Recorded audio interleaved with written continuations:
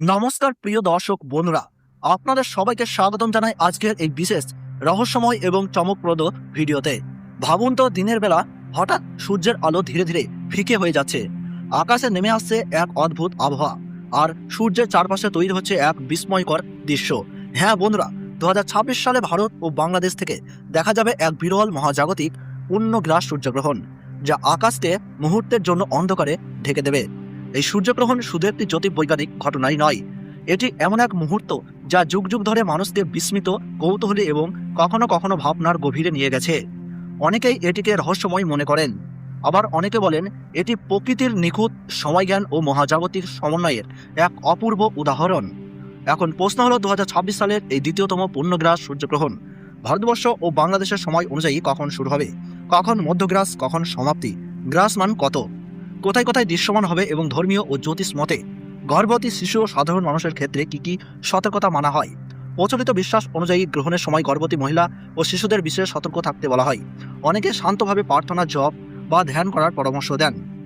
গ্রহণ শেষে স্থান ও শরীর শুদ্ধিকরণও অনেকেই ধর্মীয় নিয়ম হিসাবে পালন করেন।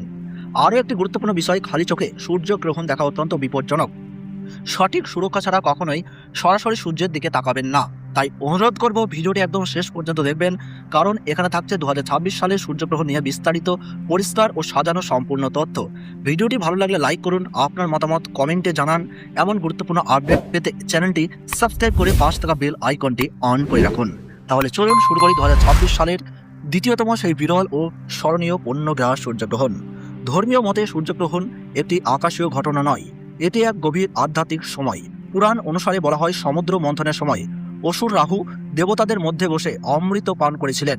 সূর্য ও চন্দ্র সেই সত্য প্রকাশ করলে ভগবান বিষ্ণু সুদর্শন চক্র দিয়ে রাহুর মস্তক ছিন্ন করেন, কিন্তু অমৃত পান করার ফলে রাহু অমর হয়ে যান।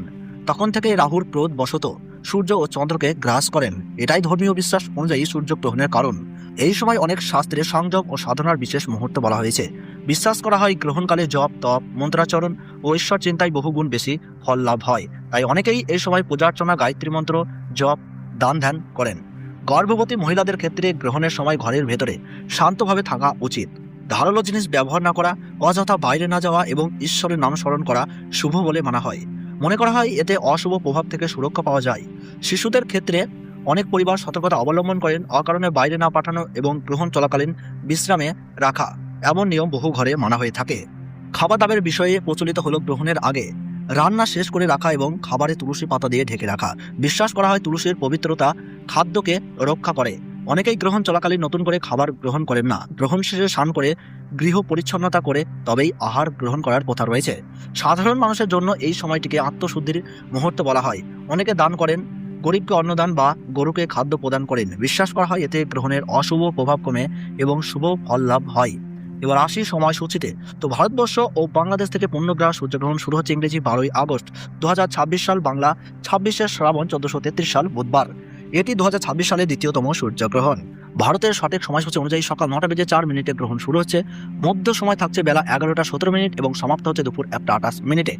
এবং বাংলাদেশের সঠিক সময়সূচি অনুযায়ী পূর্ণগ্রাস সূর্যগ্রহণ আরম্ভ হচ্ছে সকাল 9:34, মধ্য সময় থাকছে বেলা 11:47 এবং সমাপ্তি হচ্ছে দুপুর 1:58।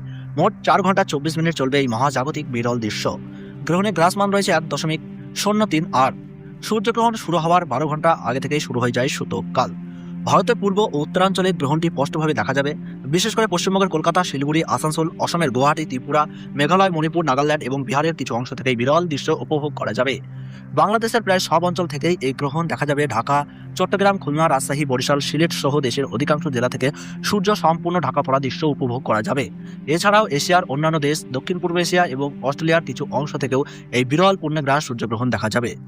সূর্য সম্পূর্ণভাবে ঢাকা পড়ার ফলে আকাশে নেমে আসবে অল্প সময়ের অন্ধকার, যা এক ভয়ঙ্কর, সুন্দর ও বিরল অভিজ্ঞতা।